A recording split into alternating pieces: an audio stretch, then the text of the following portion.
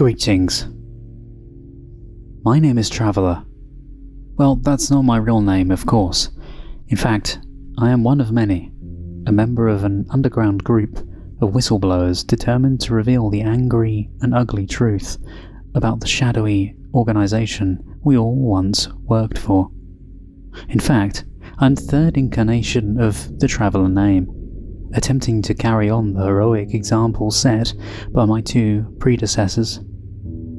The misadventures, trials and tribulations of the first two travellers are already well documented, and so I see little point in recapping them here. I would suggest reading their respective accounts in full before proceeding. Suffice to say, we are all connected by a top-secret government experiment, which has been taken a terrifying turn for the worse, a botched operation that has placed our world in extreme jeopardy. The first traveller was at the sharp end of things, being a member of the elite survey teams deployed through transdimensional portals and tasked with exploring alternate versions of Earth. It would be fair to say that Traveller 1 wasn't the type you'd expect to find on top-secret and highly dangerous missions.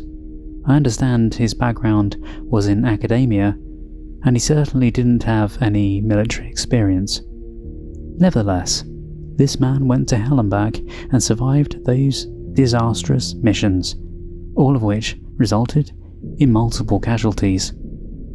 I first met him in the bloody aftermath of the Earth 537 mission.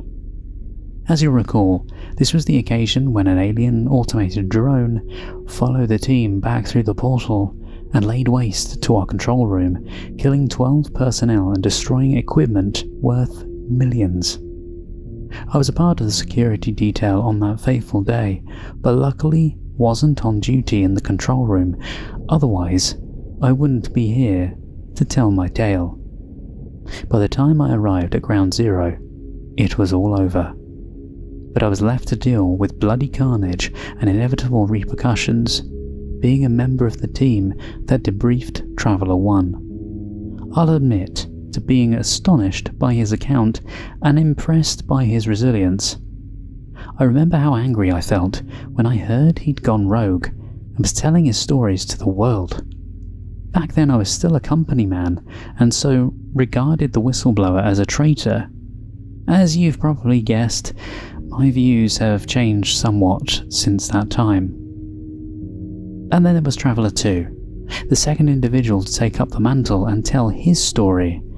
Now, I really felt for this poor guy, as he got thrown into a situation he had no understanding of, and that's got to be terrifying. Frankly, it's nothing short of a miracle that he survived and found his way home. Traveller 2's misadventure was the outcome of a major mess-up by the eggheads. A test inside the subterranean chamber went sideways. All the safety protocols failed, resulting in a resonance cascade event and creation of rogue portals throughout this facility. Our man was unlucky enough to fall into one, and the rest is history. For those of you interested, the world which Traveller 2 had the misfortune to visit is designated Earth 619, although it's better known within the project as Vampire World. No survey team ever visited 619, and it's unlikely ever to have sent one there again, given what we know now about that hellish place. The failed test was only meant to deploy a robotic probe, but Traveller 2 provided us with all the intelligence we needed to know. Again, I was one of his interrogators, and I'm ashamed to admit that I threatened the man, saying he would rot in federal prison if he told anyone what had happened. Thankfully, he ignored my warnings and spilled the beans. The 619 disaster was an unprecedented mess-up, and heads did roll. Luckily for me, I wasn't one of those in the firing line, and so retained my security role. Even then, I was still loyal to my employers, but that would soon change. I have taken the name Traveller even though I never passed through a portal.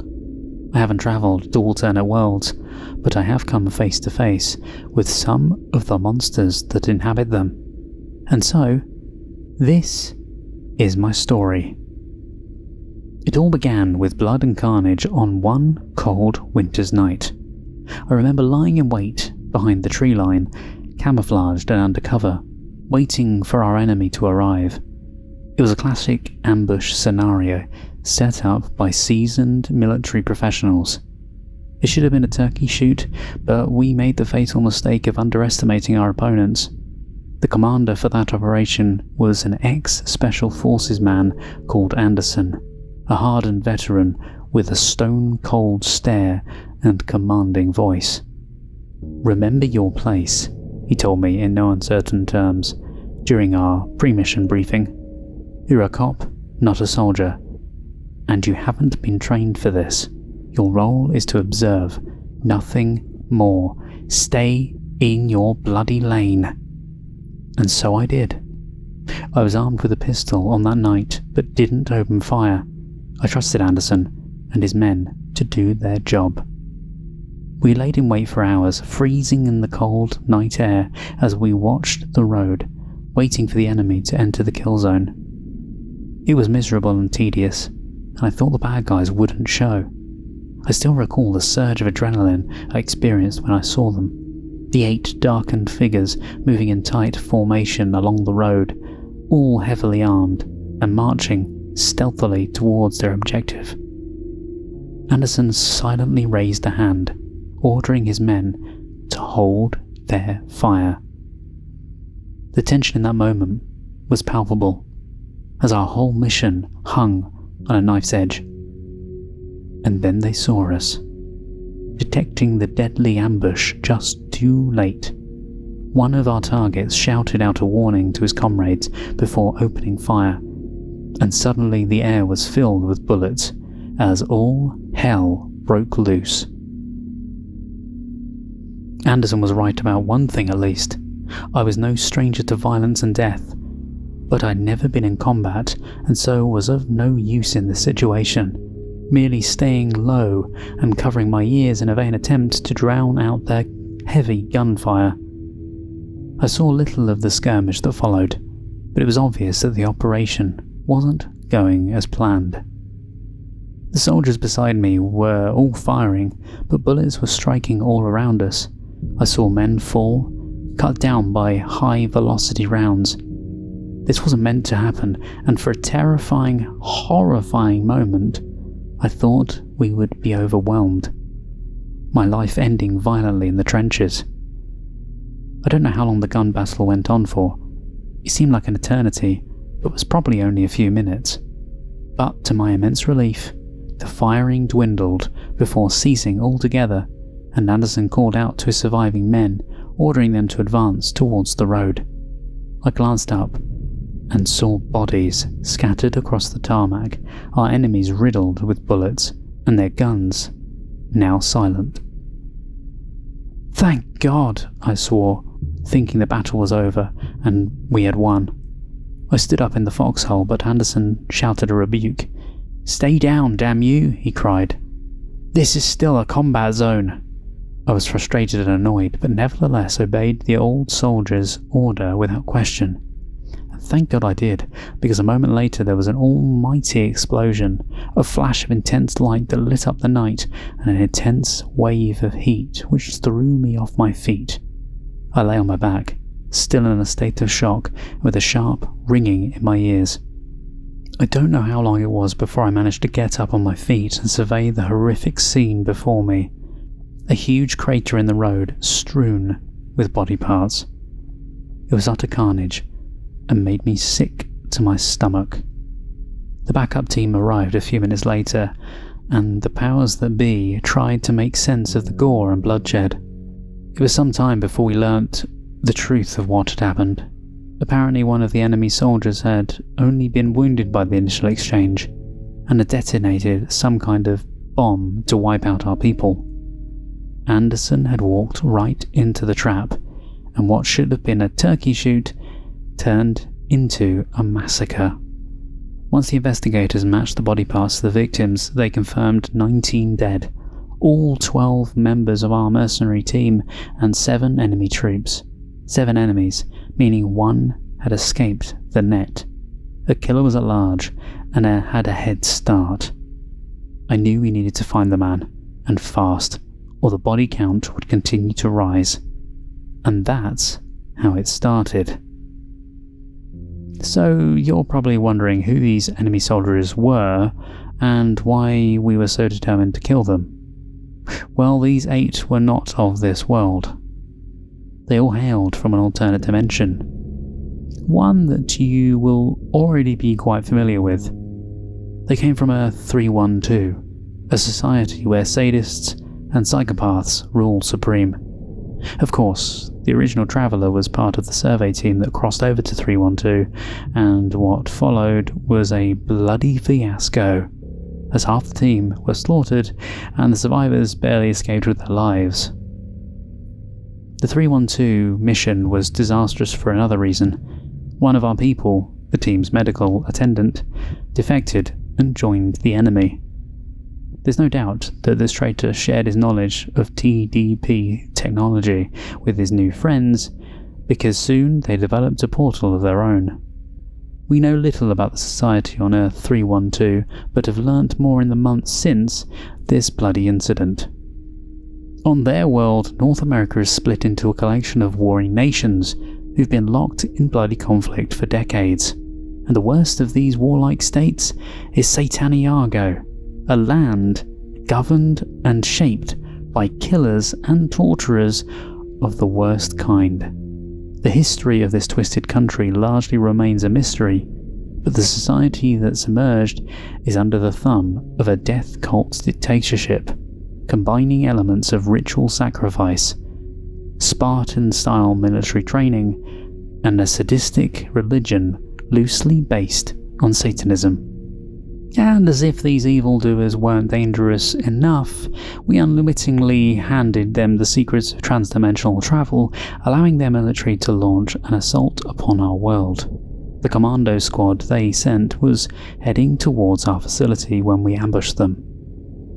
They were most likely on a sabotage mission, but what they didn't know was that we were tracking them, using a secret technology to detect their insertion and plan our ambush.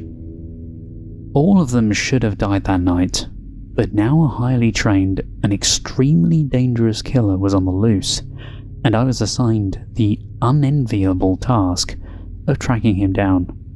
So, where to start? I knew next to nothing about my target as an individual, but the intelligence we had on him was chilling.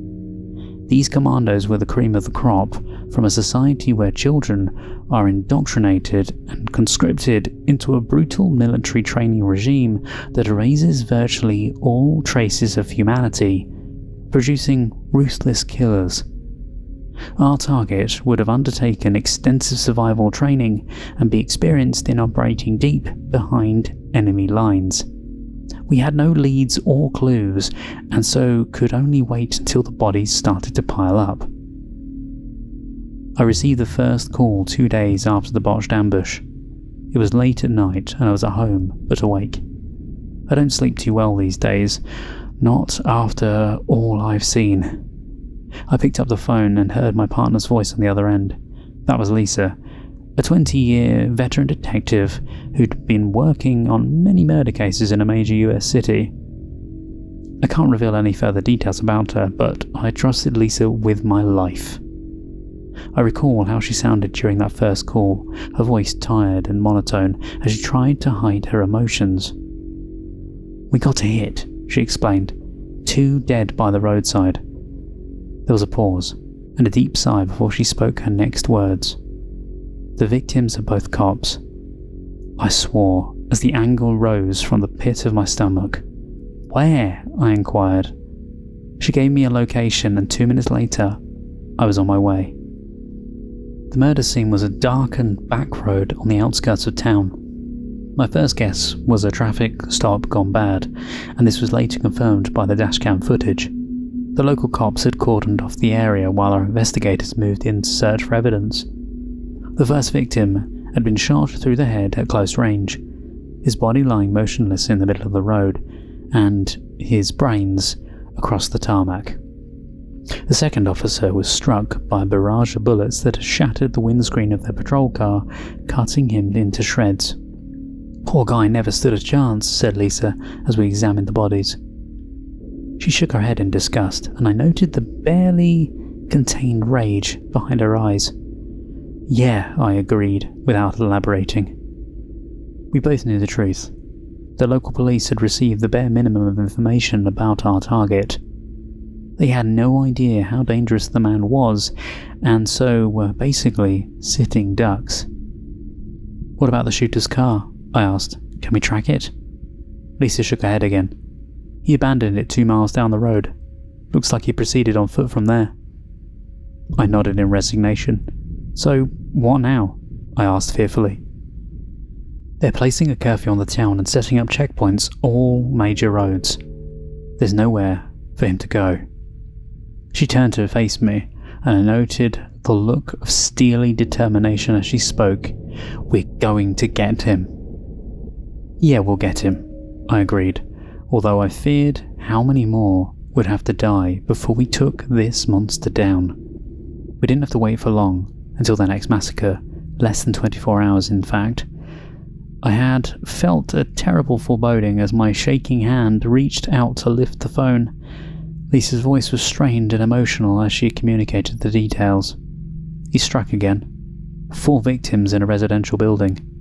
"I'll send you the address.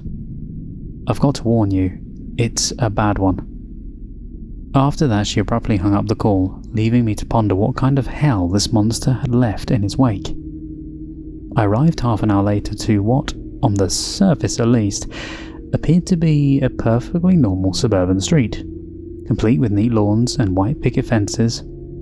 It looked like a nice, quiet place to live and bring up a family, but tonight it was transformed by the chaos of blue flashing lights and a small army of police officers and paramedics. I glanced over at the concerned local residents standing on the other side of the cordon, with looks of shock and horror etched across their faces. I hoped the media didn't get wind of this, but that was someone else's problem to manage. The outside of the house appeared normal, and clearly he hadn't broken in through the front door, but as I approached, I recognized the foul stench of death that I'd encountered too many times before. As I walked up the garden path, a uniformed cop ran out of the house, pushing past me before vomiting all over the green grass. Not very professional, I thought, but I reckoned he was a rookie, and this was his first murder scene. Still, when I entered the house and saw the horrors within, I could hardly blame him. In the hallway at the bottom of the staircase was a human head, severed at the neck and affixed to the banister. The decapitated head had belonged to a middle-aged man. His bloodshot, but now lifeless eyes remained open, staring at me in what seemed like an accusatory manner, and his mouth was open as if trying to scream his last words. I stood there for a moment, stunned by the utter savagery of the scene before me. It took a moment to regain my composure and to reconsider where the rest of this man's body was. I soon got my answer as Lisa called down from upstairs, telling me to join her. I did so with great reluctance, avoiding the severed head as I carefully made my way up the blood-splattered staircase. The man's headless corpse was at the top of the stairs. His body was naked, and, to my horror, I saw there were many additional wounds, showing that he'd been brutally tortured before his death. I couldn't imagine the terror and pain he'd suffered, but it got worse when I entered the master bedroom. There were 2 more bodies lying face down in pools of blood. Both were wearing pajamas and looked young, possibly in their early teens. I saw they were a boy and a girl, their innocent blood now soaked into the carpet. I was glad I couldn't see their faces. I could hardly imagine the horror they'd been through in their final moments. The final victim was a middle-aged woman, naked and tied to the bed. She'd been stabbed multiple times through the chest and stomach. Lisa was standing beside the bed, staring down at the body, her eyes scanning the scene and taking in the details of the horrific crime. "Jesus," I swore. "What on earth happened?" Lisa took a deep breath before replying. "He broke in through a back window while the family were asleep, overpowered the parents and restrained them." She nodded towards a wooden chair facing the bed, which I had previously missed. "The father was bound and gagged over there, the mother stripped and tied to the bed." She paused briefly, her lips trembling as she struggled to continue. "He brought the children in next and slit their throats, made their parents watch. He raped the mother and before stabbing her to death, and finally turned his knife to the father, torturing him for almost an hour before finally cutting his throat and chopping off his head." My God, I didn't know what else to say. I witnessed some horrific atrocities during my years in the force, but the brutality and sadism of this attack was on a different level. It took me a moment to fight my disgust and outrage and focus on the case. "How do you know all this? The order of the killings, I mean?" I asked. Lisa didn't look at me as she took her phone out of her pocket and held it aloft. "Because he filmed it all on this. Looks like he stole the phone off of one of the dead cops." "Oh, God," I swore, not wanting to believe it. Lisa must have watched the video already. God help her. I shook my head in disbelief as it started to come together in my exhausted brain. "He knows he's going to get caught," I muttered. "Whatever plan they had for escape had gone to hell. He knows he's a dead man, but he's messing with us, killing innocent people and leaving a trail of bodies for us to find. He won't stop until we kill him." "You're absolutely right," Lisa affirmed, as she turned her head to confront me. "And it's worse than you think." She scrolled through the phone and brought up a photograph, holding up the device so I could see the screen. I gasped in shock at what I saw. It was me and Lisa, standing on the street at night. When I looked closer, I realized it was taken at the previous crime scene where the 2 police officers were killed. "Jesus, he was there watching us?" I exclaimed. "Yep," Lisa confirmed solemnly. "He knows who we are, and I'll bet my bottom dollar we're his next targets." A cold chill ran up my spine and I experienced a raw terror, realizing that the hunters had now become the hunted, and now it was either him or us. Once again, our extensive searches were unsuccessful as our target went to ground. We were sure the killer was still in the vicinity, but it seemed unlikely we'd get him before he struck again. I was still on the road, struggling to keep my eyes open as I patrolled the streets. It was after midnight when I got the inevitable call from Lisa. "I need you out here. I'll text you the coordinates," she said in her usual monotone voice. This call struck me as odd for a couple of reasons. She'd asked me to meet her urgently, and so I assumed there'd been another massacre. But Lisa had offered no details on the circumstances or number of victims. My sat-nav showed the location was out of town in an unpopulated area. I was expecting another carjacking or botched traffic stop, but was surprised when I arrived by the side of an abandoned road. I saw Lisa standing beside her car, but there were no blues and whites, cops or investigators anywhere to be seen. I parked up, keeping my headlights on as I jumped out of the car and went to speak with my partner. I should have realized something was wrong as soon as I saw the look in her eyes. I'd been around criminals for long enough to know when someone looked guilty. "What the hell, Lisa?" I asked. "What's happening?" She shook her head, and I noted how she couldn't meet my eye. "I'm so sorry, old friend. I knew you'd never agree to this, but there's no other way. I couldn't sit back and let another innocent family get butchered. We need to finish this tonight." My exhausted brain was working overtime as I tried to make sense of what she was saying, and then it clicked. "Jesus, we're the bait!" I exclaimed. She nodded her head solemnly in confirmation. I couldn't believe how reckless Lisa had been, and I felt a cold chill as I realised we were in extreme danger. I swore as I reached out and grabbed my partner by her arm. "This is crazy, we need to get out." I didn't get a chance to finish my sentence, because in that moment, a bullet whizzed only inches past our heads, shattering Lisa's front windscreen. "Get down!" she screamed. We ducked into cover just in the nick of time as a barrage of rounds struck all around us. I drew my pistol, scanning the darkened tree line, trying in vain to identify the shooter's position. The shooting stopped as abruptly as it had begun, and we waited, taking cover behind the shot-up car. The tension was almost unbearable, and the attack came like a bolt out of the blue. I heard what sounded like the crack of a twig coming from behind us. Turning quickly, I saw a blur of movement as a figure emerged from the shadows, slashing out with a sharp blade. His target was Lisa, and the knife found its mark, slashing my partner's throat and spilling blood all over the grass. I tried to react quickly, but my instincts weren't fast enough as the killer smashed the gun from my hand and struck me hard in the face, breaking my nose and knocking me down. I felt the pain and looked up at my attacker, seeing his face for the first time. It's strange because, looking back, I can't remember his features. All I recall is his dark, predatory eyes and sadistic smile as he sheathed his knife and drew his pistol, advancing upon me, preparing to deliver his coup de grace. I closed my eyes and prepared for death.